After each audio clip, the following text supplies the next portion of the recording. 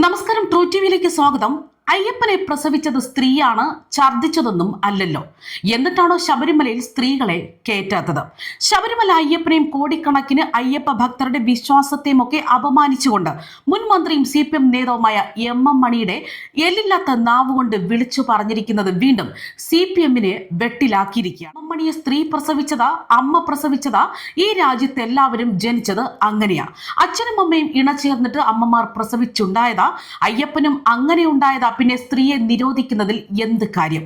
എനിക്കതിന്റെ യുക്തി മനസ്സിലാകുന്നില്ല എന്നും എല്ലാ കാര്യത്തിലും സ്ത്രീ വേണം, പിന്നെ എന്തിനാണ് ഇതെന്നാണ് മണിയാശാൻ ചോദിക്കുന്നത്. ഇതോടെ ഹൈന്ദവ വിശ്വാസങ്ങളെയും ശബരിമലയിലെ ആചാരങ്ങളെയും നിരന്തരം പരിഹസിക്കുന്ന മണിയുടെ ശൈലിക്കെതിരെ വിശ്വാസികൾക്കിടയിൽ തന്നെ ഇപ്പോൾ വൻ പ്രതിഷേധം ഉയരുകയാണ്.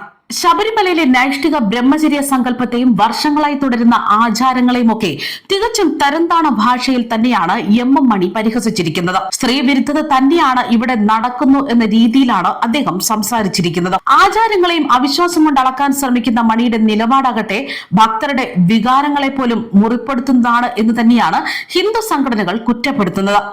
മുൻപും ശബരിമല യുവതി പ്രവേശന വിഷയത്തിൽ പ്രകോപനപരമായ പ്രസ്താവനകൾ മണി നടത്തിയിട്ടുണ്ട്.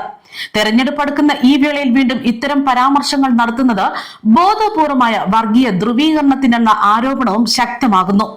വിശ്വാസികളെയും ക്ഷേത്ര ആചാരങ്ങളെയും ഒക്കെ ഇപ്പോൾ പച്ചയ്ക്ക് ആക്ഷേപിക്കുന്ന മണിയുടെ ശൈലിയാകട്ടെ കമ്മ്യൂണിസ്റ്റ് ധാർഷ്ട്യത്തിന്റെ അടയാളം എന്ന് തന്നെയാണ് വിമർശനങ്ങൾ ഉയരുന്നത്. അത് മാത്രമല്ല, അശ്ലീല ചുവയുള്ളതും പരിഹാസം നിറഞ്ഞതുമായ മണിയുടെ ഈ പ്രസംഗത്തിനെതിരെ സൈബർ ഇടങ്ങളിൽ പോലും വൻ പ്രതിഷേധം ഉയരുകയാണ്. മണിയാശാൻ എന്ന ലേവലിൽ എന്ത് അസംബന്ധവും വിളിച്ചു പറയാമെന്ന ഇയാളുടെ നിലപാട് അംഗീകരിക്കാനാകില്ല എന്ന് തന്നെയാണ് ഭക്തർ പറയുന്നത്. അയ്യപ്പസ്വാമിയുടെ ജനനത്തെയും ശബരിമലയിലെ വിശ്വാസത്തെയും ഒക്കെ കൂട്ടിയിണക്കി മണി നടത്തിയ ഈ പ്രസ്താവനയ്ക്കെതിരെ നിയമ നടപടി സ്വീകരിക്കണം എന്ന ആവശ്യവും ഇപ്പോൾ ശക്തമായിരിക്കുന്നു.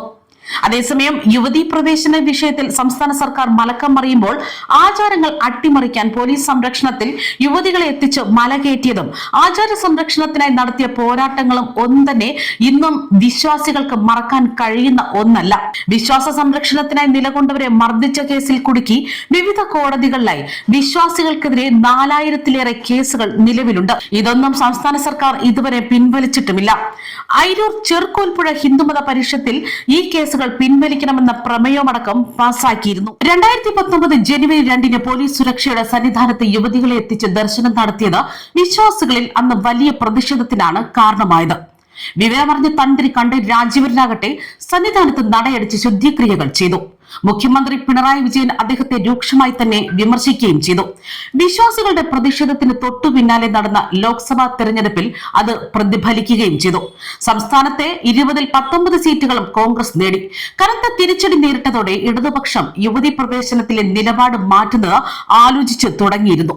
നീണ്ട നിയമ പോരാട്ടങ്ങൾക്കൊടുവിൽ ഈ നിലപാടിൽ മലക്കം മറിഞ്ഞെങ്കിലും അത് പരസ്യമായി സമ്മതിക്കാൻ പോലും CPM തയ്യാറായിരുന്നില്ല. ശബരിമലയിലെ സ്വർണ്ണക്കൊള്ള നടന്നത് 2019-ൽ യുവതി പ്രവേശന വിവാദത്തിന് തൊട്ടു പിന്നാലെയും.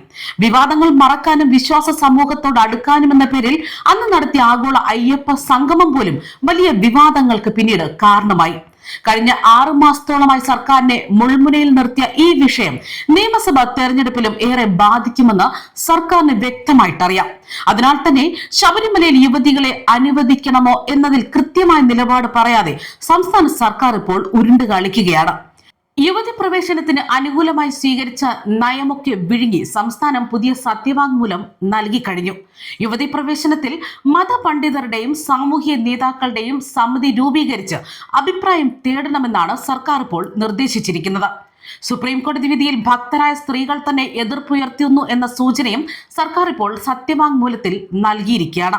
തെരഞ്ഞെടുപ്പ് അടുത്തതോടെ ശബരിമല കേസിൽ നേരത്തെ സ്വീകരിച്ച നിലപാടിൽ നിന്ന് ഇടത് സർക്കാർ പിന്നോക്കം പോകുന്നു എന്നതും വ്യക്തമാണ്. അതിന് കാരണം തന്നെ ഇനി സീറ്റ് ലഭിക്കില്ല എന്നൊരു ധാരണയും. News desk, true TV.